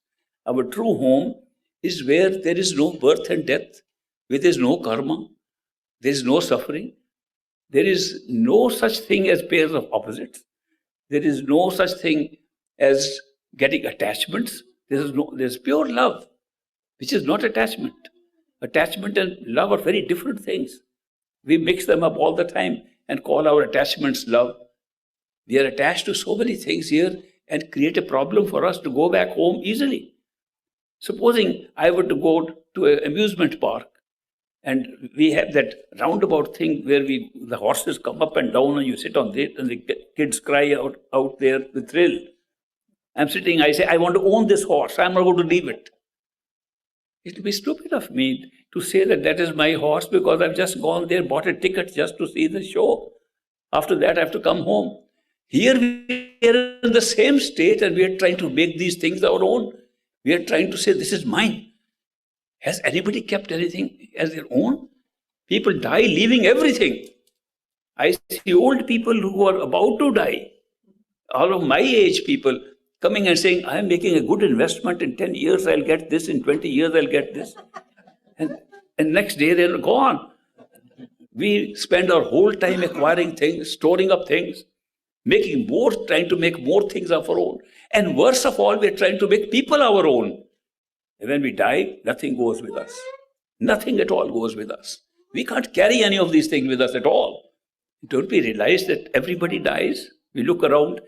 I don't know where the feeling comes from. Maybe I know where the feeling comes from that everybody will die, but I will not.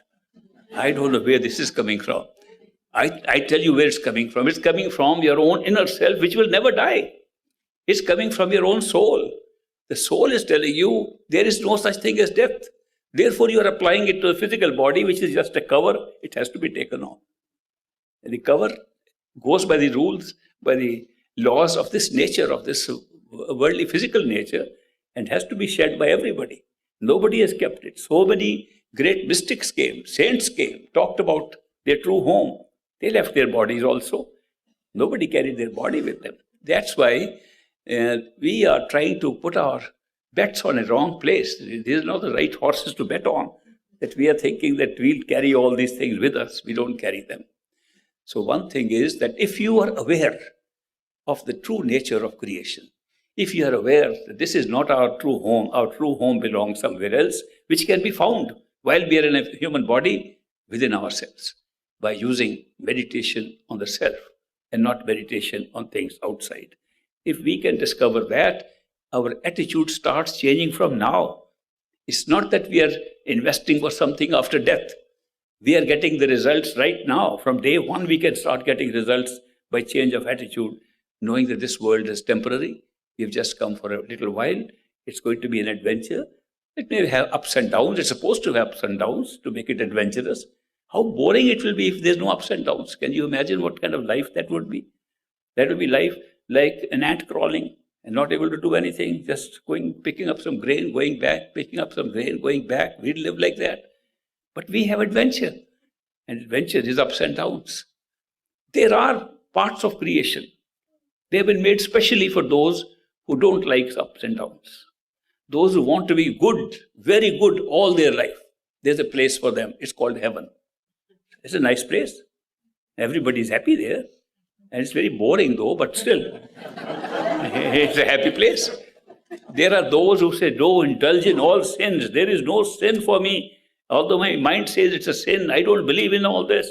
And there's another place for that person who wants to be totally bad. It's called hell. Well, a lot of our fellows are out there also. There's some good company. Somebody, Mark Twain said, it's for the sake of weather, for the sake of climate, go to heaven. For the sake of company, go to hell.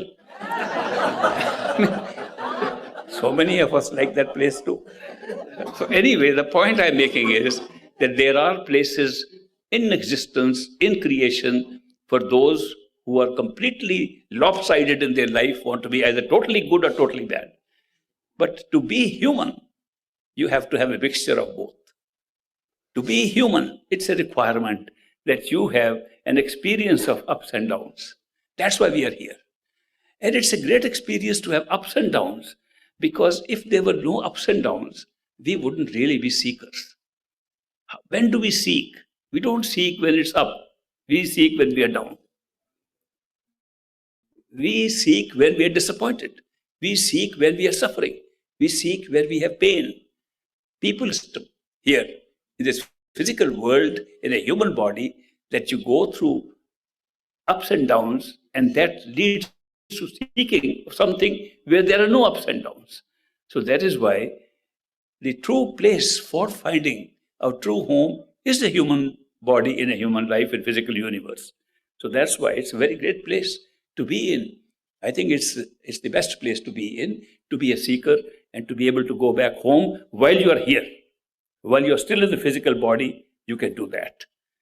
Now, the method to do that is meditation, but meditation is of so many kinds. Even people who try to go within, I mentioned yesterday that there's a dividing line behind the eyes, below the eyes, the energy centers, and people meditate on those centers also.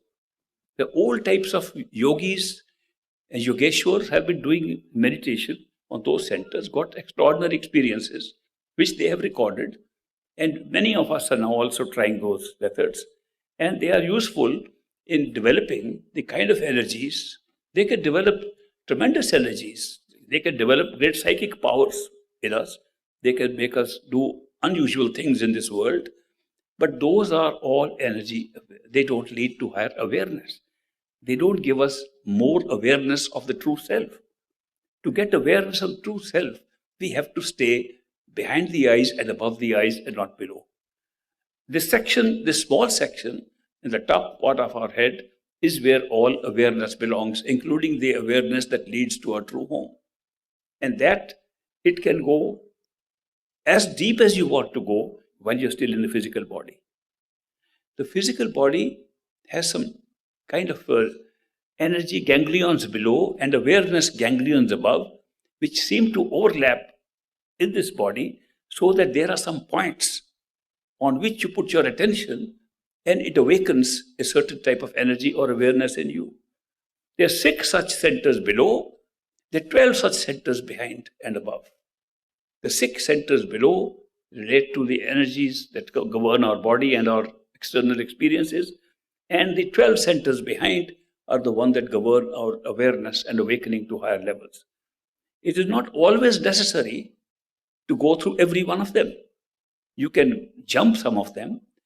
You might have practiced going to 1 or 2 of them in earlier times, maybe in previous lives, and then you can jump over them and go into the higher levels straight away. There are some people who are not even interested in going to astral planes and causal planes, which are still mental planes. They want to go straight away to spiritual planes. It's quite possible. And many of those people who feel like that have already done some work in order to skip those stages and go higher. Now, there is one method of yoga. Amongst all these methods of yoga, I have personally practiced Hatha Yoga, Kundalini Yoga, Raj Yoga, whatever was available at that time. I tried to practice and see what did that yield. I was able to have experiences of greater energy and so on, which is promised by those systems. I then was able to practice the other yoga, which was given to my master, Hazur Maharaj Baba Sawan Singh Ji, call him the great master. The great master's method, the yoga, was Surt Shabd Yoga, which is the yoga of the Surt, attention, on Shabd, sound, which means put attention on the sound and you have yoga or union with your true self. Now, I must mention that when we use the word Shabd, when we use the word sound, we have a reference to the creative power that creates everything. We have a reference to consciousness itself. We are not talking of a sound that we can hear. We are not even talking of a vibration. A lot of people like to use the term vibration. It's a modern day language. Oh, it's all different frequencies and vibrations. Frequencies and vibrations all require either air or space. Sound as we know it, which we hear with these ears, requires air. You can't hear any sound if there's no air at all. Sound is sound, vibration or frequency or wavelength is traveling in air. That's only how you can hear it. The other kind of hearing or frequencies, which we call radio frequencies, require space. If there is no air and no space, and still you can hear the sound, it cannot be called sound as we know it. It cannot even be called a frequency. It cannot be called a vibration. And yet, that is the nature of our consciousness, that when it comes down to this physical level and represents itself through life in a physical body, it can still be called sound because it is audible at this level. It can be heard. Since it can be heard here, we call it shabd or sound or word. We call it logos. We call it these different names we give to it, just because it is audible at the physical stage. This is, I am speaking to you, that is also sound. If I didn't speak to you or you didn't read somewhere, if something is not written or spoken, how would you ever know what is to be done? How would you ever know there is a pathway? Therefore, the very first step is a spoken sound, which is Varanatmak. We call it Varanatmak Shabd, a Shabd that can be spoken and written. We start our process on the Surt Shabd Yoga from Varanatmak Shabd, which can be spoken. And that's why we use spoken language, written language, and that is where we start our progress on the spiritual path.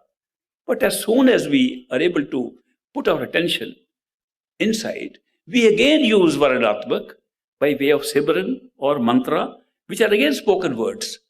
The spoken words take us to a point of concentration behind our eyes at the opening of the 10th door, or the door that opens to higher levels of consciousness, and there it ends.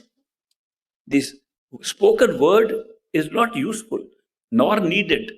After that, the spoken word is to collect ourselves at the gateway to our eternal pathway to our home, and then we switch over to a sound that can be heard but cannot be really written down or spoken in an ordinary Varnatmak way. Then we call it Dhunatmak Shabd. That means a sound that is purely sound but not language as we know it. That Dhunatmak sound takes us higher up into the causal plane. In the causal plane, that sound also, which we pick up here, is no longer needed after that. Because the causal plane picks up a different kind of sound, which is a sound that has no beginning and no middle, no end. It is a continuous sound as if it is the creative power itself. We don't know how to call that sound. We sometimes call it the Anhad Shabd. That means Shabd with no boundaries, Shabd with no beginning and no ending. Sometimes we call it Om, the sound of Om, which is not actually the word OM or Om. When people are reciting Om in the temples or in the monasteries, which I visited, they try to imitate the Anhad Shabd, that means this Shabd with no beginning and no ending. So they will start off starting with a very low sound as if it is coming from somewhere else. Then they go on like this, trying to imitate a sound that has no beginning and no end, which is what is developed in the causal plane, and that takes us right to the top of the causal plane, and we call it Anhad Shabd. Now imagine we have already switched from Varnatmak Shabd to Dhunatmak Shabd to Anhad Shabd. It's no longer needed after that because there is no space or time or air there. None of these will work. Then we go to a Shabd which is merely a power. a creative power emanating directly from our soul, with no cover upon it, no mind, no senses, no body, pure naked soul. The eminence of the soul is called the Sar Shabd, or the Shabd that is expressing the totality of our own being. That means who we are. It tells us first time who we are. We say, know yourself. That's the first time that you can say, I've known myself. You know yourself, we call it beyond Brahm, beyond the creative power of these three worlds. We call it Par Brahm. Par Brahm, beyond Brahm. We say the Sar Shabd comes from Par Brahm. And from Par Brahm, it is still individuated state of a soul. We still feel we are one soul. There's so many souls, millions of souls, trillions of souls. And then we rise to the final stage through another kind of Shabd, which gives us the truth that there is no individuated soul. We are all participant in a single soul, in oneness. We are participating in totality of consciousness, and that's called the Sat Shabd, the true Shabd. The true Shabd means the true power that's creating even God, creating the Creator. That Sat Shabd is the one that ultimately we pick up. So when we say Surt Shabd Yoga, don't take the word Shabd to be merely a sound that we can hear. It's the whole creative power coming right from the top, from where all creation, everything began, where our totality exists, where there is no division, there are no two at all. That is the state when we get there by Sat Shabd. So the Surt Shabd Yoga takes you stage by stage through all these forms of Shabd and takes you to the top. That is why the Surt Shabd Yoga, which I finally found to be the most effective. My master told me, my Satguru told me, go and look for anything that you can find better and take it. He gave a challenge to me. He said, if you can find, and I took his challenge seriously. That's why I went into the search into other kinds of yogas and so on. If the master had not, but then he something better me, I will also take it. With which is mind more than anything else. That he is not binding me down to this is my only way, this is the only way you can get anything. He says, go and find. There are so many ways to discover, so many ways to meditate. Try all of them. And ultimately, if you can find something better than this Surt Shabd Yoga, which takes you through Varnatmak Shabd, to Dhunatmak Shabd, to Anhad Shabd, to Sar Shabd, to Sat Shabd, if you can find anything better than this, take it and come and give me, I'll also take it. I have been searching all my life for something better. Not only I have not been able to find something better, maybe I didn't search enough, but whatever I could search, I couldn't find anything better. And I have not even found a description of anything better. I have not even found somebody telling me details of these things, anything better than that. So that is why I have come to share with you that this is a possibility to have experience of the Shabd at the highest level of Sat Shabd while you are still in the human body, in the physical body. So that's a great opportunity. And many of you are seekers of that true home can take benefit from this, that this is available to us today. It's more available today than it was ever available earlier because there are more distractions, more obstructions to meditation today than ever before. As time grows through different yugas, different eras, the distractions keep on increasing. And today we are in the Iron Age, the Kali Yuga, and in that age, the distractions are the most. That is why the grace of those who can give us grace is also more. Grace is flowing at a rate which has never flown like this. It's amazing how much grace we are getting on a daily basis. Of course, sometimes we miss the grace because grace is like rainfall. If I want to give a simile, an analogy, I would say grace is like rainfall. The rain is falling. Now it showers right now. If you put a cup upside down in the rain, it never gets filled up. But if you turn the cup around a little bit, a few drops will go and put the cup straight up, it gets filled up in no time. Grace is like that. Our cup of attention is turned upside down. It's turned toward the world. If we turn it inward, it will be filled up with grace. We have turned our cup outside all the time. We are continuously looking even for spiritual help. We are getting outside. We are looking for everything outside. How can gas fill it up? But if you turn the cup toward the right direction, which means within yourself, upwards and inside, you will get the grace. It will fill you up. And you will feel it immediately, because more grace is flowing now than ever before. So this is a great opportunity, the best opportunity. I am feeling so lucky to be coming amongst seekers. I am a co-traveler with you. I am traveling on the same path that you are traveling. It's so nice to be with so many seekers who are seeking true hope, who are not praying for things. Give me some more money here, give me some better house here, give me some, take off my diseases here. They're not praying for that. They're praying for going to their true home. That's the best thing one can get. If one has to pray for something, why not pray for the giver of all things? Why pray for things that he can give? The giver is available inside us. Why not pray and get the giver of all things? And he's willing to be the giver for you at all times. This is possible through proper meditation. So I am going to lead you today, in the second half of this program today, into a meditation session where we'll go into the other part, that how we can switch from the repetition of words, which is to collect our attention behind the eyes, to listening to sounds within. Now, the actual detailed teaching of how to do that is given at initiation by these masters, and they give that initiation at a stage when they feel that we are ready for it. What makes us ready? Our state of seeking, what work we have done in the past, how much attachment is still left here, how much are we willing to detach and move on. And they have a judgment, because when these masters look at us and they decide if we are ready or not, they don't look at our face or body. They look at our entire karma, the pattern of life we have led before and what we are destined to lead in the future. They're able to see the whole picture of past lives and future lives and where you stand in the middle at that time. And then they determine this is a good time, he's a genuine seeker, and he has come at the right time to go back home.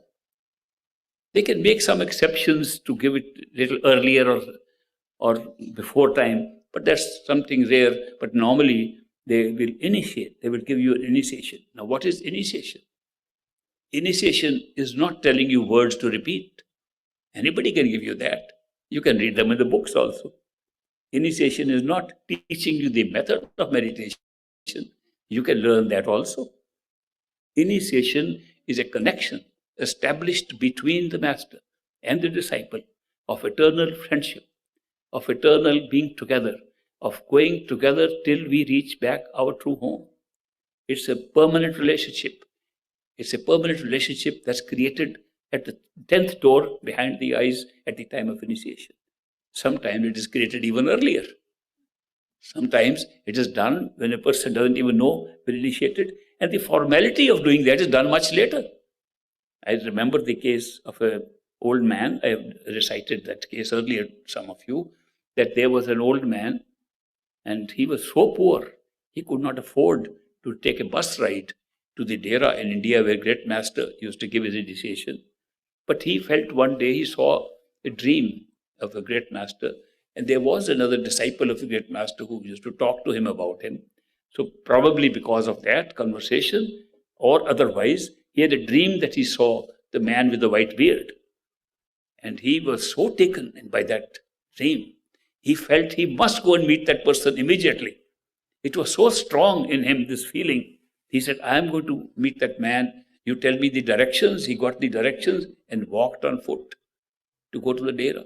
He walked for almost a month on foot every day, missing the master more and more, who he had never seen. He was missing somebody he had never seen except in a dream. And he went walking all the way after a month, ragged and tired, and carrying a little bag on his back. He arrived at the Dera. And great master was standing outside his house at that time. And I, along with many others, were standing there with our folded hands, which was customary for us to do when great master would come out the house.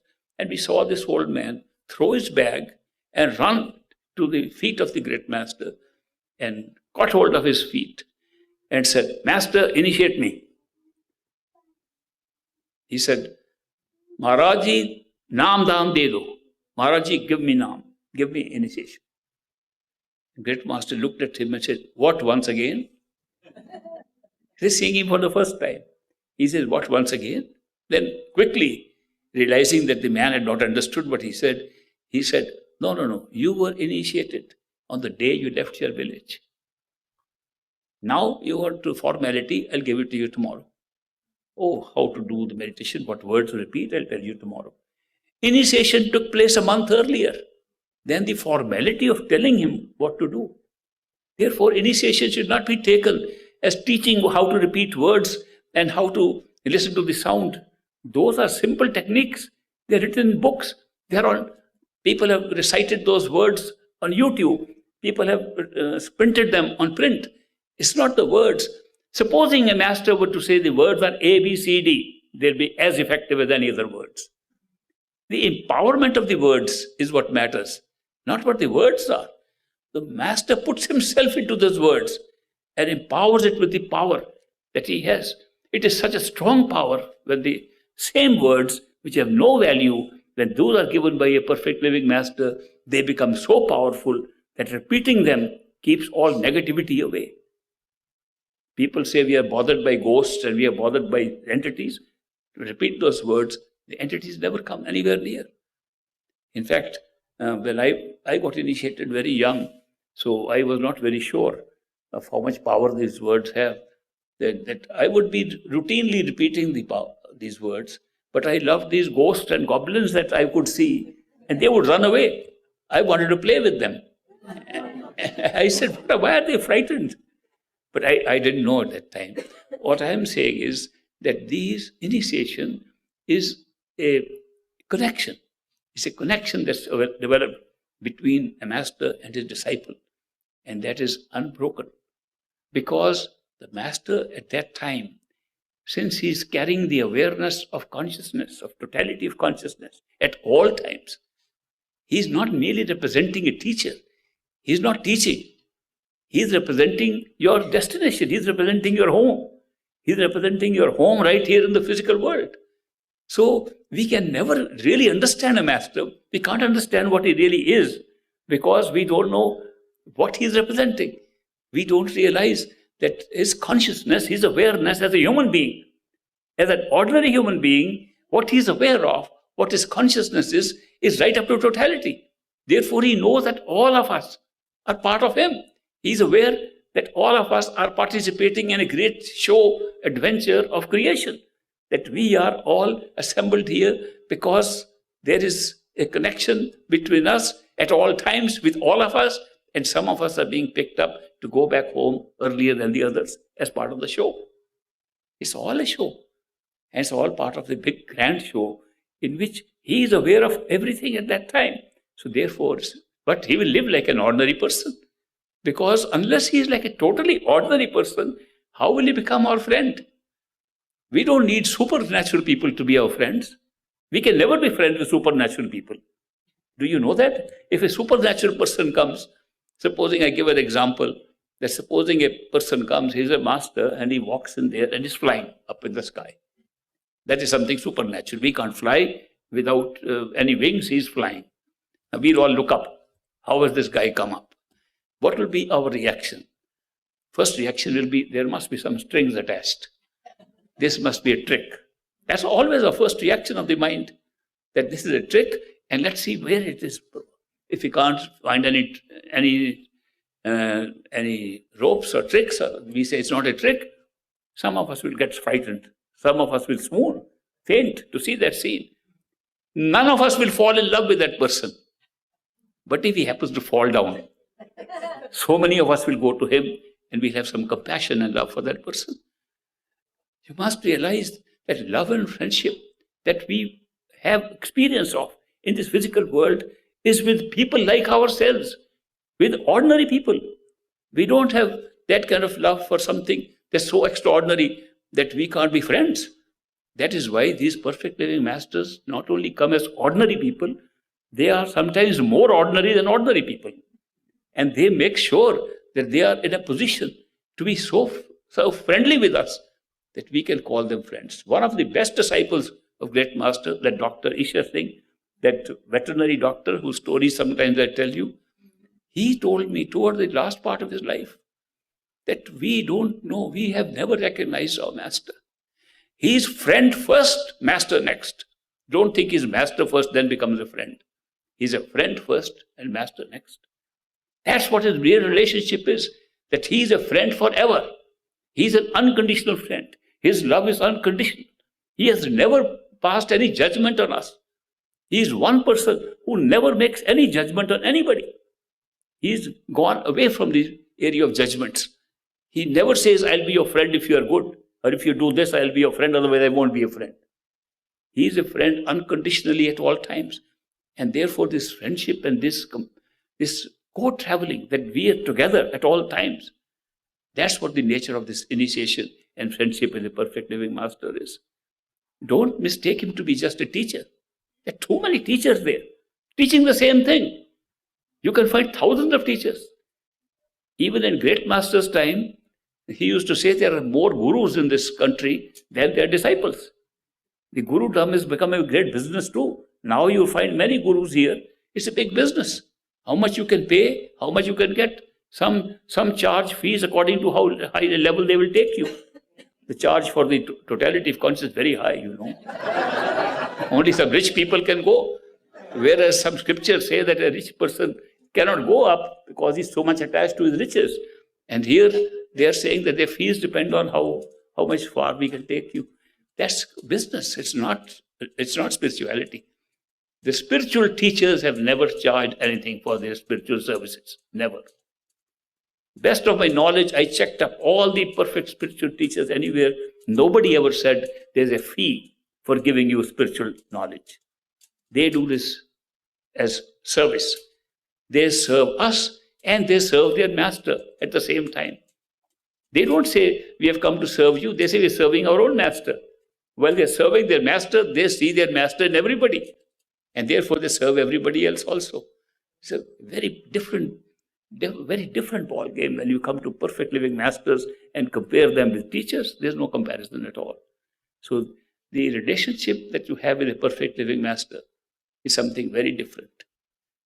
And one of the biggest advantages of that is that whereas spoken words like mantras and simran can take us up to the astral stage, that inner sound which can be heard, it takes us up to this causal stage. The shabd there is no longer spoken or heard at all in any way. It is experienced. Experience in what form? Experience as true love. So don't forget that true love transcends the mind. True love is a spiritual phenomenon. True love even here is a spiritual phenomenon. True love is where there's no judgment. True love is where the ego is put behind. There's no ego in true love. There's plenty of ego in attachments. In attachments, we talk of I love you. The I is so predominant that if without the I, there is no love. I love you. Do you love me also? And if you say no, then I hate you too. And this is the kind of love we have. And we call it love. These attachments where there is the consciousness of two, I and you, I and that. When there is a consciousness, it's an ego game. It's the functioning of the ego of the I-ness. But in true love, the I disappears. In true love, the beloved occupies the entire space in your mind and you can think of nothing else but your beloved. It does not mean true love is only in our true home. True love is right here. True love can be experienced. Firstly, it can always be experienced with perfect living masters. You associate with them, you will get true love. You will have a feeling. There's true love right here. Amongst each other, we can have true love, where the ego does not participate and we just think of the other. And there is a possibility. I once said that in attachment, we say, I love you. In true love, you say, you. Somebody said, that's a great mantra. I'll in future always say, you. So I said, it's not a mantra. It's just a way of describing that the subjective I, the ego, is placed behind. It is not, it's in the backbencher. And when in true love is there. So true love is rare. It is rare because our minds are so strong. And ego is the face of the mind. It's the front face of the mind. So ego, in everything we do, is ego. The question has been raised sometimes, if ego is so bad, we should crush it. I don't recommend that. If you crush your ego, how will you be a seeker? How do you seek without ego? You need the ego to seek. You need the I-ness to seek. You need the I-ness to practice. You need the I-ness to do things. It's not that you crush the ego. You use the ego properly. There is two ways of using the ego properly. One is to use it for your spiritual purposes, for seeking, practicing, meditating. I am going to meditate, I am going to do this. Same ego, but now you're using it positively for your spiritual benefit. The second is when you're dealing with the world, where I has to be used all the time. You have to do your business, you have to do other things in this world, then merge your I with your master. Master is doing everything. It's the same I, but you merged it into a bigger power. So you have not crushed your ego, you have not made I smaller, you made I bigger. And you are able to do your work in the world even better because you are using a master power behind that I. I is become small, the master power becomes big and does the same function as ego. So therefore, there are ways of doing these things. When we come across some of these issues in our life, when we come across these problems in our spiritual growth and development, we have a right to go to the master and get the guidance. A living master can give us guidance. A dead master cannot give us guidance, because then our mind begins to give us guidance. And the mind is not interested in giving us guidance to go beyond itself. The mind has its own survival instinct to survive as a mental entity, which we have made it a mental entity. We have given it all the life and power to be so strong. So the mind has its own survival, and therefore the mind will not help us. Therefore, a living master, living in a physical body, at the same time, when we need guidance, we should take guidance from that living master. Of course, if the living master passes away and you have his friendship and his presence in you, which he will place at the time of initiation. If while he is alive and is physically present and he puts his presence inside you at the time of initiation, you have direct access to him. But the mind can also start saying, I am now talking to my master, the mind is giving answers. So he gives you the recipe, how to prevent that. And the recipe is still the same, that the empowered words, the charged words that he has given you, use them. Mind's negativity will not be able to work and cannot really reproduce the master at all. So there are so many protections provided in this path, as provided by this.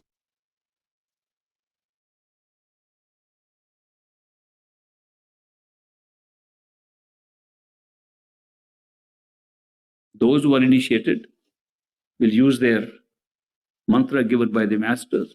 Those who are not initiated can use a temporary mantra created by themselves, expressing love for somebody. Close your eyes. Imagine this body of yours is your house in which you live. It has several floors. The lowest floor is right where you are sitting down at the bottom. Then as the floors rise, you are on the 6th floor behind the eyes. And that's the place where you will always meditate. That is your meditation chamber. So go and imagine you are sitting in the middle of this meditation chamber. And you can examine that the house, this body-like house around you on the 6th floor, that you are sitting on top of your throat. You're sitting on top of your body, and the ears are around you, and the eyes are in front of you. Your hair is on top of you, and you are sitting relaxed, totally relaxed, no tension. The body has nothing to do with it. There's no pressure on the body or the head or the eyes. You are using your imagination to sit behind the eyes in the center of the head. And Whatever comes in front, look at it, but don't follow it. If any sounds come, listen to the sounds attentively, but don't move towards them. If a sound comes from the top, listen while you're sitting relaxed in the center. Sound comes from the right, listen from the center. Sound comes from the left, stay in the center and listen to it. If two sounds come, pick up the one coming from the right or above and drop the other. And if a sound seems to be around you, pick up that and listen to it attentively. Put all your attention on the sound when the sound comes. Meanwhile, keep on repeating the words. If the sound disappears, go back to repetition. And when the sound comes, drop the repetition, listen to the sound.